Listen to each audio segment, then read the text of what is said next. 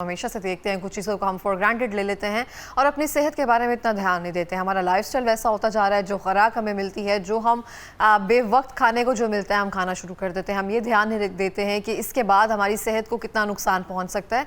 हालाँकि ऐसा नहीं होता, कोई भी खाना आप खाना शुरू कर रहे हैं तो उसके नुकसान जो हैं वो उसी दिन ज़ाहिर होना शुरू हो जाएँ या अगले हफ्ते में ज़ाहिर होना शुरू हो जाए। ये चीज़ें वक्त लेती हैं और जब ये ज़ाहिर होती हैं तो बहुत मुश्किल हो जाता है इनको ट्रीट करना, क्योंकि इतनी देर में ज़ाहिर होती हैं उतनी मुश्किल से इनका इलाज मुमकिन होता है। आज हम बात करेंगे पाइल्स के हवाले से कि ये पाइल्स बेसिकली स्टार्ट कहाँ से होती है, इसकी फर्दर टाइप्स क्या हैं और जो इसकी डिफरेंट टाइप्स हैं उनके कॉजेज़ क्या हैं, नुकसानात क्या हैं और कौन सी ऐसी खुराक है हमारी जो हम लाइफस्टाइल से निकाल कर या शामिल करके अपनी ज़िंदगी को बेहतर कर सकते हैं। हमारे साथ मौजूद हैं स्टूडियो में जनाब हकीम अताउर रहमान सिद्दीकी साहब, जो कि ख़ानदानी हकीम है। अस्सलाम वालेकुम। जी वालेकुम सर, सलाम। कैसे हैं आप? अल्हम्दुलिल्लाह। बहुत शुक्रिया प्रोग्राम में आने के लिए सर। सर, मैं आपसे जानना चाहती हूँ, मेजरली जब हम पाइल्स की बात करते हैं तो उससे पहले आ जाता है कॉन्स्टिपेशन। ये कहते हैं कि जब उम्मुल मर्ज कहा जाता है इसको, उम्मुल अमराज कहा जाता है इसको, कि तमाम बीमारियों की माँ है। तो कहा जाता है कि ये जो पाइल्स का मर्ज है ये यहीं से शुरू होता है। तो इसके बारे में अगर हम थोड़ी सी डिस्कशन करें। जी बिस्मिल्लाहिर्रहमानिर्रहीम। बिल्कुल आपने सही कहा कि ये जो पाइल्स है, बवासीर जिसको हम कहते हैं, इसकी मेन वजह कब्ज़ है। और आपको पता है कि आजकल कई ऐसे हमारे शीरखर बच्चों को भी कब्ज़ हो जाती है। हाँ जी। और बड़ों को भी हो जाती है। उसके अंदर बहुत से फैक्टर्स हैं। तो जिन लोगों को दायमी कब्ज़ रहती है, एक वक्त में आके वो बवासीर जैसे मूदी मर्ज़ में मुब्तला होने का उन लोगों को ख़ास खदशा है। तो ये आपने बिल्कुल सही कहा। और भी कई वजूहत हैं इसकी, यानी कब्ज़ इसकी मेन एक वजह है कि जाहिर बात है जब आप खाई हुई ग़िज़ा का जुज़े बदन होना और जो अनडाइजेस्टेड फूड है उसका आंतों से बर वक्त खारिज होना जिस्म को मुख्तलिफ बीमारियों से पाक साफ करता है। जब वो अनडाइजेस्टेड फूड एक मुकर्रर वक्त के मुताबिक जो अल्लाह पाक ने एक साइकिल बनाया वो जिस्म से खारिज नहीं होगा, वहाँ टॉक्सिन पैदा होगा, वहाँ फंगस पैदा होगी, वहाँ हेमोराइड्स बनेंगे, वहाँ पैचेस बन सकते हैं, वहाँ ulcerative type colitis type issues बन सकते हैं। तो ये जो कब्ज़ है ना, ये इसको इसी वजह से उम्मुल अमराज कहा गया कि कब्ज़ ही की वजह से हमारी बॉडी में बहुत सी ज़्यादा पेचीदगियाँ पैदा होती हैं। कब्ज़ की वजह से आप ब्लड प्रेशर के भी मरीज़ बन सकते हैं, कब्ज़ की वजह से आप अल्सर के मरीज़ बन सकते हैं और कब्ज़ की वजह से आपको एंजाइटी डिप्रेशन भी हो सकता है। क्योंकि कब्ज़ एंजाइटी डिप्रेशन का ताल्लुक भी कॉन्स्टिपेशन से है। जी देखें, जब आप की अनडाइजेस्टेड फूड जिस्म से खारिज नहीं होगा तो बॉडी के अंदर एमोनिया गैस बढ़ जाएगी। एमोनिया गैस का एक्सेस बॉडी में बढ़ने से आपको चक्कर भी आते हैं, आप डायमेल्शिया में भी जाते हैं और आप बकबकी बातें और अजीब व गरीब मामलात और सर भारी बोझल भी हो जाता है। तो ये कब्ज़ की वजह से बहुत से लोगों को एंजाइटी डिप्रेशन भी है कि वो गैसेस का दबाव और ब्लोटिंग गैस और सर का भारीपन, ये तमाम चीज़ें उस आपको एंजाइटी की तरफ लेके जाती हैं। तकरीबन वही सिम्टम जो एंजाइटी में होती है। और अगर आपको शदीद कब्ज़ हो और आपको उस हालत में ना भूख लगती है, ना आपको किसी चीज़ को दिल करता है, इवन कि शदीद कब्ज़ हो तो आपको रात को पुरसकून नींद भी नहीं आती। सही हो गया। अच्छा, इसके फिर रीज़न ये पाइल्स की तरफ किस तरह से जाती है? और कहा जाता है, आपने शायद हमें बताया होगा, कि खुश्की अगर हमारे जिस्म में हो जाए तो भी वन ऑफ द रीज़न होती है कि आपको पाइल्स होने का खदशा होता है। तो हमारे जिस्म में खुश्की कैसे पैदा होती है? हमें लगता है शायद अगर हमारी स्किन, मौसम चेंज हो रहा है, हमारी जो अपर लेयर है वो स्मूथ है, ठीक है, तो हमारे जिस्म पर खुश्की नहीं है। नहीं, देखें, ये एक खुश्की क्लाइमेटिक चेंजिंग की वजह से आती है और उसमें फिर आपका हाइड्रेशन, डिहाइड्रेशन के मामला होते हैं। एक खुश्की ऐसी है कि हमारी ग़िज़ाओं के अंदर कसरत से उन चीज़ों का इस्तेमाल जो लुब्रिकेंट ना हो, लुब्रिकेशन की जिनमें कमी हो। मिसाल के तौर पे बहुत से लोग हैं जो फाइबर नहीं खाते, फाइबर लेते ही नहीं, और इसी तरह फल फ्रूट नहीं लेते, वो भी फाइबर, उसमें भी फाइबर है ना, वो सब्ज़ियाँ लेते हैं। आजकल आप हमारी देखें, हमारे बच्चे तकरीबन पूरे महीने में रात का मील उनका जंक फूड है, या वो बर्गर खा लेंगे या वो फ्रोज़न फूड ले लेंगे। तो ये वो फूड है जिससे आपको कब्ज़ होती है। फिर हमारे यहाँ ट्रेंड चल पड़ा है बिलखसूस पंजाब में नान कुलचे का। पहले वक्तों में घरों के अंदर देसी रोटी बनती थी, यानी देसी आटे की रोटी बनती थी, जो कि उसके अंदर मैदा वगैरह अलग नहीं था, सब चीज़ें उसमें मिक्स होती थी, देसी आटे की रोटी। अच्छा, अब आप देखें वाइट आटे की रोटी बन रही है। हाँ जी। वाइट आटा भी कब्ज़ करता है। सूजी अलग कर लेते हैं, उसमें से और चीज़ें, उसके जो मेन फाइबर है उसको अलग कर लेते हैं, तो वो जाहिर बात है कॉन्स्टिपेशन करेगा। इसी तरह अब इस दौर में लोग पानी का इंटेक ही कम है। खाने के साथ आप बोतल पी लेते हैं। पानी आपकी बॉडी में, हमारी बॉडी में 85% पानी है। और 15-16%, 17% खून है। तो मुझे बताएं 85% पानी को कंपनसेट 2, 4, 5 गिलास से नहीं कर सकते आप। पूरे दिन में आप 15-16 गिलास पानी पिएंगे तो 85% जो ऑर्गन है वो तरोताज़ा रहेंगे पानी से। ये अल्लाह का निज़ाम है। बिल्कुल। इसी तरह आप तरबूज जब मौसम में आता है उसका इस्तेमाल करें, उसमें पानी की कमी पूरा करता है। खरबूजा जो है किडनी के फंक्शन को बेहतर करता है। और बहुत से फल हैं जिसके अंदर वाटर इंटेक बहुत ज़्यादा है, जापानी फल है आपका। और इसी तरह आपका ये जो है गरमा है, ये तमाम फल पानी की कमी को पूरा करते हैं। और सब्जियों में अगर बच्चों को आप घर में टिंडे, कद्दू, तोरियाँ, ये वो सब्जियाँ हैं जो आपकी खुश्की ज़ाहिर करती हैं, तरावट बहाल करती हैं। खीरा है, देखें कितना अच्छा सलाद है, और ये आपकी जिगर के लिए भी बड़ी मुफीद है, आंतों के लिए भी बड़ा मुफीद है। फिर अगर आप रोगनियात का इस्तेमाल हमारा कम हो गया, और सबसे बढ़ के जब से हम कुकिंग ऑयल्स में आए हैं, देसी घी आपकी बॉडी को तरोताज़ा रखता था, खुश्की ज़ाहिर रखता था, तरावट बाहर रखता था। जब आपको नींद नहीं आती थी, पुराने वक्तों में माएँ दूध में डाल के देसी घी पिलाती थी, आपको ट्रैंक्लाइजर की ज़रूरत नहीं होती थी, आपको कोई नींद आवर दवाई की ज़रूरत नहीं होती थी, आप कुदरती स्लीप लेते थे नेचुरल चीज़ों से। अब हम नेचुरल चीज़ों को हमने साइड पे कर दिया है और सिंथेटिक चीज़ों को उनकी जगह हम ले आए। तो अच्छा, बहुत सारी चीज़ें, जैसे अब गर्मियों का मौसम आ रहा है और गर्मियों के मौसम में बहुत सारे लोग डिफरेंट मशरूबात का इस्तेमाल करते हैं, जिनमें संदल, वजूरी, ये सब चीज़ें आ जाती हैं। तो कहा जाता है कि ठंडी अशिया ज़्यादा इस्तेमाल करने से भी जिस्म में खुश्की पैदा होती है। जी जी, असल में बहुत ज़्यादा ठंडा पानी पीने से वो भी काबिज़ होता है, कब्ज़ करता है। बहुत ज़्यादा ठंडा पानी भी? जी, यख पानी। हमारे यहाँ लोग ना बर्फ़ वाला पानी पीते हैं और के तस्कीन और प्याज बुझ जाए, फ्रीजर से, हालांकि उससे प्याज कभी भी नहीं बुझती। नॉर्मल पानी जो है ना वो आपकी प्याज को भी बुझाता है। अच्छा, दूसरा आपने मशरूब की बात की, हमारी तिब के अंदर बहुत से मशरूबात हैं, जैसे शरबत बजूरी है जी। शरबत बजूरी जिगर के लिए भी, गुर्दों के लिए भी और डिहाइड्रेशन के लिए भी बेहतरीन चीज़ है। ओके। हम जो लोग सफ़र हरमैन शरीफैन में जाते हैं, हम उनको भी रिकमेंड करते हैं कि आप शरबत बजूरी को साथ लेके जाएं। अच्छा। बाद औक़ात आप कोई ऐसी चीज़ है वो इंग्रेडिएंट्स नहीं लेके जा सकते, शरबत बजूरी आप ले जा सकते हैं। तो वहाँ जाके जब भी आप मिना में या हज उम्रे पे जब आप सफ़र करते हैं तो आप एक बोतल बना के रख लें, तो एक शरबत बजूरी का गिलास आम पानी के 4-5 गिलास को कंपनसेट करता है, इतना हाइड्रेट करता है हमें। एब्सोल्युटली। इसी तरह शरबत संदल है जो दिल को भी ताकत देता है, खुश्की भी ज़ाहिर करता है। इसी तरह इमली आलू बुखारे का आप देखें शरबत, हमारे जैसी गर्मी आती थी हमारे घरों में वालदैन जो हैं वो इमली आलू बुखारे का घर में शरबत बनाते थे, और इससे आपको लू लगने से आप बच जाते हैं।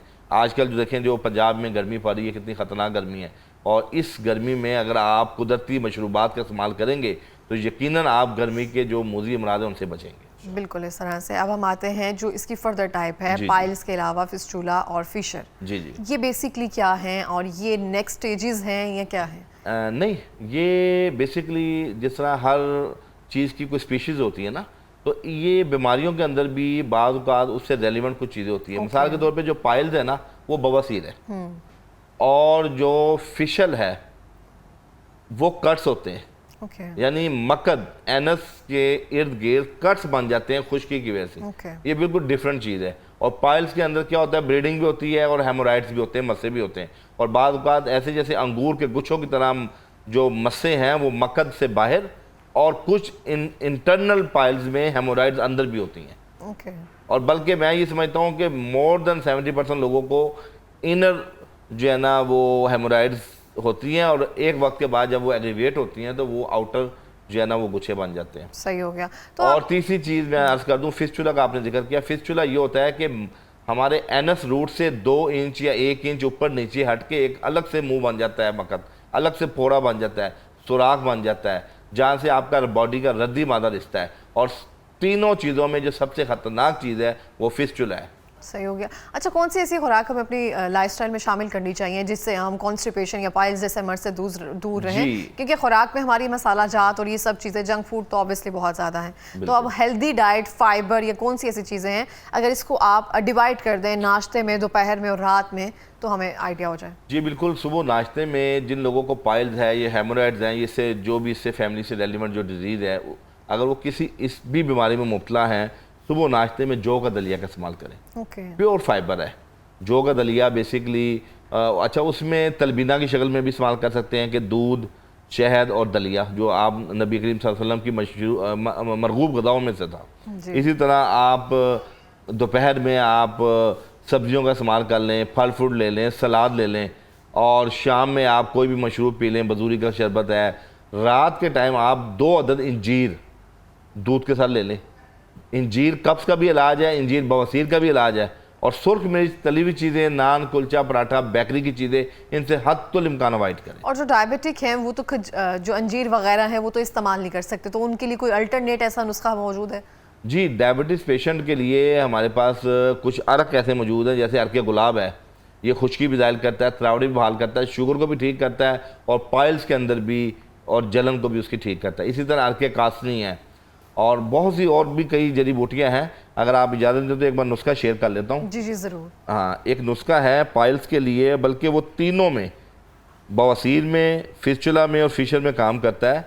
तुम्बा, सही है। तुम्बा 10 तोले, भेड़े जो हलेला बलेला आमला नहीं होता, भेड़े इसको हम कहते हैं, जो तिरफला में होता है, ये भी आप 1 पाव ले लें। और गूगल एक हमारी वो है दवाई है, वो 10 तोले है। रसौंत आपने सुना होगा, रसौंत वो भी 10 तोले ले लें। नीम के पत्ते 10 तोले ले लें, और सना मक्की 10 तोले ले लें, और आखिर में जो है ना पनीर रोटियाँ 5 तोले ले लें। इन तमाम को पिसवा के सफ़ूफ बना लें, और 00 के कैप्सूल सुबह शाम 1 कैप्सूल खाएँ। चाहे आपको पाइल्स है और ब्लीडिंग हो रही है, और चाहे आपको फिस्चुला है, और चाहे फिशर है, तीनों के अंदर ये दवाई बेहतरीन काम करती है। ये हमारे ये एक मुजरब नुस्खा है, हमारा ख़ानदानी नुस्खा है बल्कि ये, और हमने अपने मजहब पे, हमारे मजहब की जीनत है, और पूरी दुनिया से लोग इस मर्ज़ में हमारे पास आते हैं। हम और भी चीज़ें देते हैं, डिपेंड ऑन पेशेंट के, उसको वेरी करता है कि उसको साथ एडिशनल 1-2 चीज़ें और मिलानी पड़ती हैं। लेकिन ये वाहिद नुस्खा है जो लोग डॉक्टर्स, हकीमों के पास नहीं जा सकते, किसी और मुल्क में बैठे हैं, वो पाकिस्तान में अपने मिलने वालों से अद्वियात मंगवा के इस्तेमाल करें।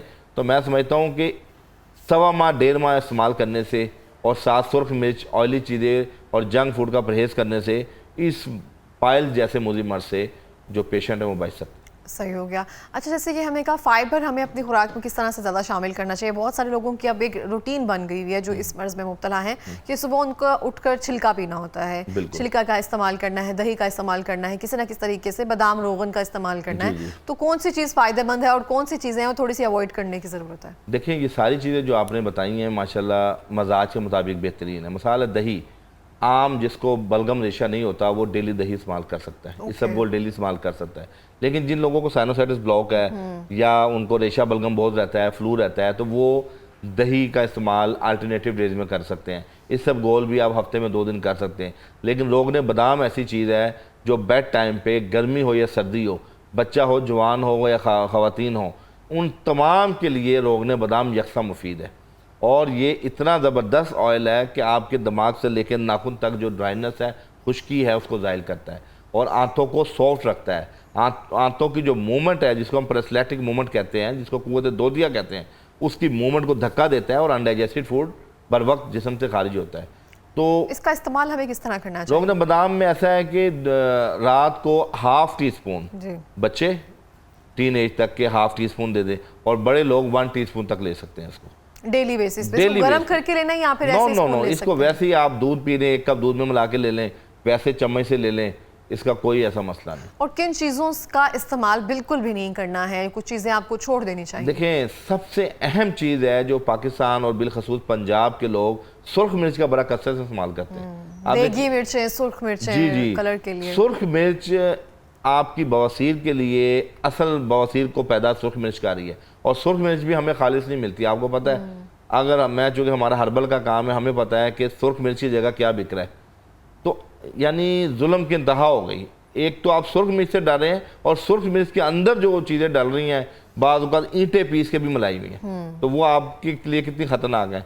इसी तरह आप ये हमारे हरी मिर्च का उसके चाट मसालों का इस्तेमाल कर सकते हैं, उसके अल्टरनेट पे हरी मिर्च, जी, काली मिर्च का इस्तेमाल कर सकते हैं, सब्ज़ मिर्च का इस्तेमाल कर सकते हैं। ये खून को भी साफ़ करती हैं, और ये एंटीसेप्टिक भी होती हैं, यानी ये इस्तेमाल कर सकते हैं। सुर्ख मिर्च हर सूरत में वो नुकसानदेह। अच्छा, जब आपने बाहर भी कहीं जाना है, किसी दावत पे जाना है, तो आप साथ दही का इस्तेमाल कर लें। सालन के साथ अगर आप दही रखेंगे तो उसकी जो मिर्चें हैं उसकी कंपनसेशन हो जाएगी। इसी तरह अगर आपने एक टाइम रात को हैवी मील लिया है, बाहर का खाना खाया है, तो दिन में आपको घर से जूस पी के जाना है, या दिन का आपने हैवी खाना है तो रात को आप दूध पी लें। तो ये जिन लोगों को ये मामला है बवासीर का या इस किस्म के मसाइल हैं, उनको अपनी डाइट के अंदर अगर बदपेजी भी करनी है, मकसूद है, ये बहुत ज़रूरी है, आप शादी ब्याह में जाना ज़रूरी है, आप वहाँ खाना भी खाते हैं तो वहाँ सैलड का इस्तेमाल ज़्यादा करें, वहाँ पे नान भी कम लें, थोड़े चावल के साथ आप सालन ले लें, साथ दही का इस्तेमाल ज़्यादा करें। बीफ की अंकल से कहते हैं गोश्त से भी शायद ये वर्स हो जाती है। बड़े गोश्त से तीनों अमराज जो है ना वो बहुत तेज़ी से बढ़ते हैं, बल्कि ब्लीडिंग इसमें बढ़ जाती है। तो बड़ा गोश्त तो बिल्कुल बंद है, बल्कि तमाम गोश्त हम मना करते हैं, लेकिन फिर भी चिकन की गुंजाइश किसी हद तक है। सही हो गया। और हम देखते हैं बहुत सारे लोग आजकल जिस तरह से लाइफस्टाइल में मुब्तला हैं, जिस तरह से चीज़ों को आगे लेकर चल रहे हैं और बेवक्त खाना खा रहे हैं, ये सब चीज़ें, उस हवाले से कोई पैगाम देना चाहेंगे? देखें, जितनी भी बीमारियां हैं उसका पेश खेमा लाइफस्टाइल सेडेंटरी है, और मैं यही कहूँगा कि जो बंदा इस मूदी मर्ज़ में मुब्तला है, आजकल ये अफसोस की बात है कि ये मर्ज़ किसी दौर में बुज़ुर्गों को होता था, जिन लोगों के दांत नहीं होते थे, खुराक नहीं खा सकते थे, डिहाइड्रेशन में हो जाते थे या जिन्हें कब्ज़ हो जाती थी। अब अनफॉर्चुनेटली छोटे बच्चे बच्चियाँ, टीन एज के बच्चे बच्चियाँ, इनको हमारे पास ज़्यादा पेशेंट आ रहे हैं और बड़ी तादाद में आ रहे हैं, और उसके पीछे स्कूल कॉलेजेस के अंदर ये बर्गर, शवारमे, पिज़्ज़ा और मायोनीज़, केचप, और फिर ये बच्चे, आपको पता है, चाट मसाले, घरों के अंदर कोई भी चीज़ हो उसके ऊपर चम्मच भर भर के चाट मसाले खाते हैं। चाट मसाले भी इसकी एक वजह है। तो ये तमाम, बस यही है कि अपने बच्चों को इस मूदी मर्ज़ से बचाने के लिए फ़ाइबर की भी आदत डालें, फल की भी आदत डालें, सब्ज़ी की भी आदत डालें, और इसके लिए आदत मैट्रिक के बाद या FSC के बाद नहीं डालनी पड़ेगी। इसके लिए आदत आपको बचपन से डालनी पड़ेगी। जब बच्चा चौथी पाँचवें साल में है तो घरों के अंदर ये चीज़ें जब पकी होंगी तो बच्चा भी खाएगा। बिल्कुल इस तरह से। बहुत बहुत शुक्रिया सर प्रोग्राम में आने के लिए। और इसी के साथ मैं भी यहाँ पे ये कहना चाहती हूँ कि आप बच्चों को जो मर्ज़ी सिखाते जाएं, लेकिन बच्चे करेंगे वही जो आप उनके सामने कर रहे होंगे, क्योंकि वो ऑब्जर्व करते हैं जो आप कर रहे होते हैं। जैसे आप खाएंगे वैसे वो खाएंगे, जितने बजे आप उठेंगे, जागेंगे, सोएंगे, सेम चीज़ें वो रिपीट की जा सकती हैं।